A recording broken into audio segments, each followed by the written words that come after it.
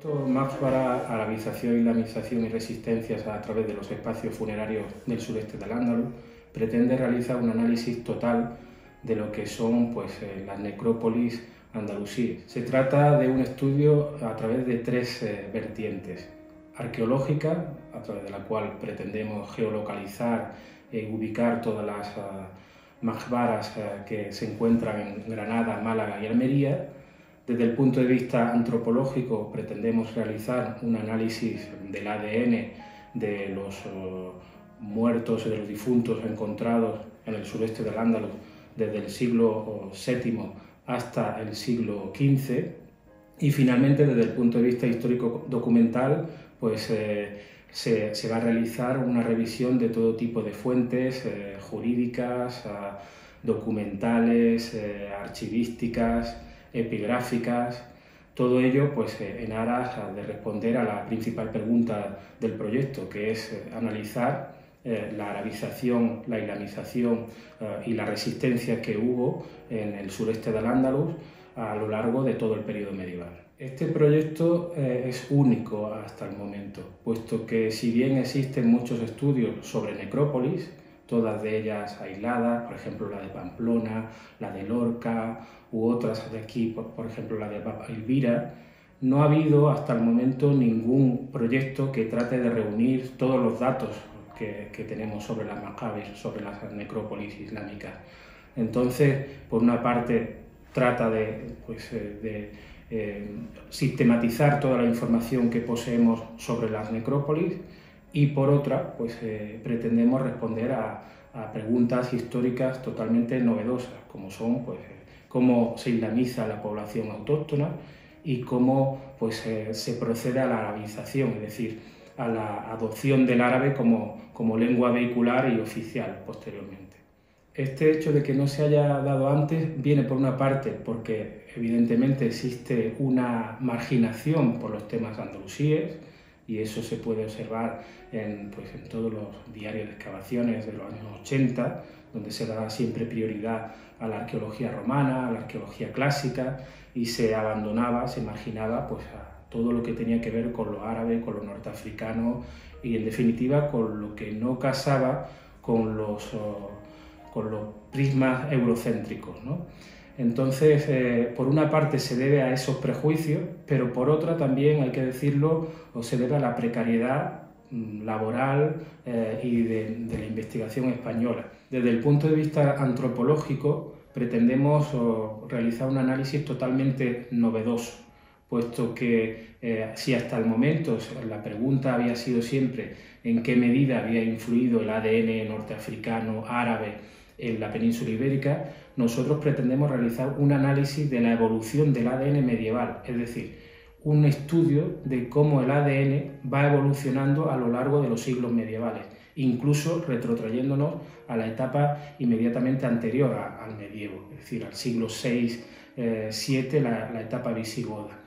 Con ello, pretendemos ver el impacto de la civilización árabe y amazigh en la península ibérica, ver en qué medida se dio esa mezcolanza poblacional entre autóctonos hispano-visigodos y árabes e amazighen, y por otro lado, en definitiva, responder a la pregunta de cómo se va islamizando la población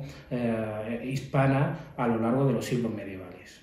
Bueno, el proyecto evidentemente se centra en el sureste peninsular, ¿no? Es decir, en Granada, Málaga y Almería, pero a conciencia hemos seleccionado 12 puntos, dos de los cuales se sitúan fuera del ámbito geográfico andaluz, ¿no?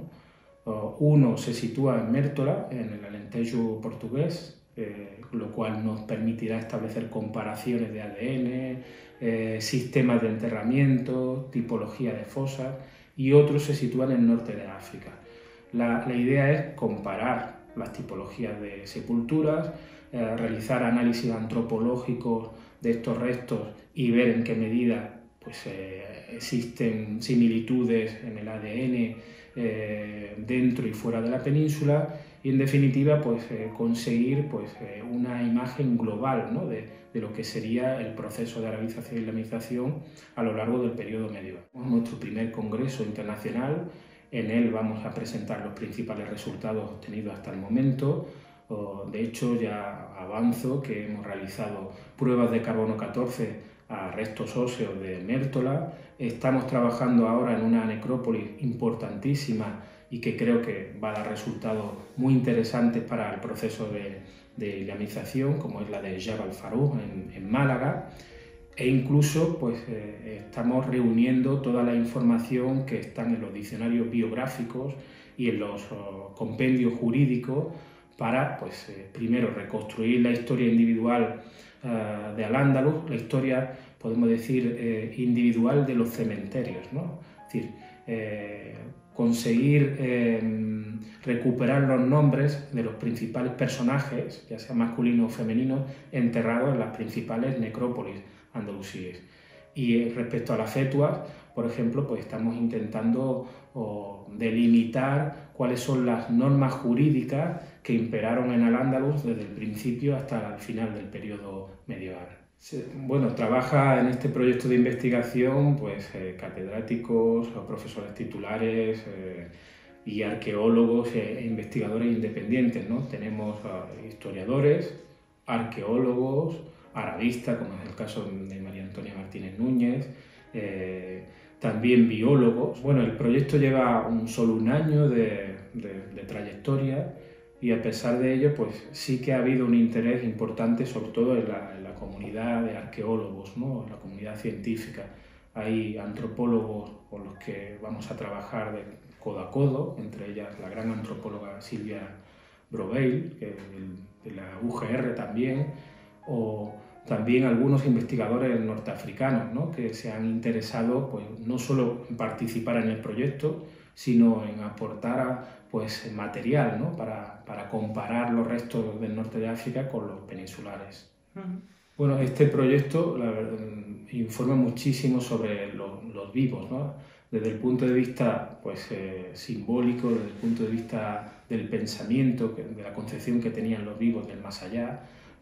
por el ritual de enterramiento, desde el punto de vista incluso de la necesidad de trascender o de destacar sus linajes o sus familiares, pues con la construcción o con la elaboración de lápidas funerarias que señalen dónde estaban sepultados sus familiares, e incluso con la construcción de grandes estructuras funerarias como las qubba o los auténticos mausoleos que vemos hoy tanto en el norte de África como en los restos arqueológicos en la península ibérica. Y es más, los cementerios pueden incluso informarnos pues, de la propia fisonomía urbana, ¿no? En tanto que son, pues, constituyen la ciudad de los muertos, en tanto que negativo de lo que sería el poblamiento, nos puede ayudar a delimitar cuáles eran las áreas urbanas pobladas, ¿no? Puesto que son zonas no frecuentadas, donde no hay construcciones urbanas, salvo de cubbas o este tipo de estructuras, en cierta medida nos está informando de hasta dónde llegaba la ciudad, ¿no? En ese momento. Este proyecto está financiado por el Ministerio de Innovación y Ciencia y cuenta además con entidades colaboradoras, como es el caso de la Fundación Euroárabe, que desde el principio pues, nos prestó su apoyo, ¿no?